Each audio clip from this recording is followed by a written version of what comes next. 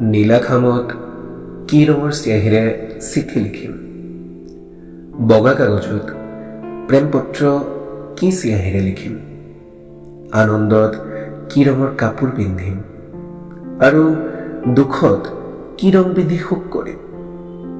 জীৱনটোৰ সকলোবোৰ ৰং নিয়মেৰে বন্ধা। নিয়ম ভাঙিলে সমাজে মানুহক কি কৰে বাৰু?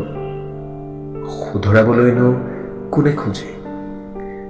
ভাঙিলেই যেনিবা এবাৰ নিয়ম, কিনো আহে যায় এই ৰংহীন সমাজৰ। দুচকুৰ ৰঙে তিৱা স্বাধীনতাৰ প্ৰেম পত্ৰত আজিও জীপাল হাজাৰটা প্ৰশ্নবোধক।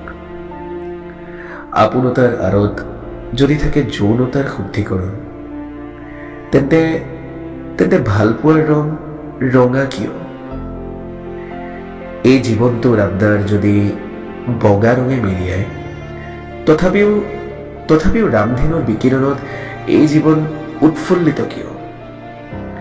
সমাজ যদি হয় এজাক বৰষুণ আৰু নিয়ম যদি হয় এজাক ৰ'দ, হয়তো যি ৰ'ব এই জীৱন সাতোৰঙীৰ দিশৰ এপাহ বেলি ফুল হৈ।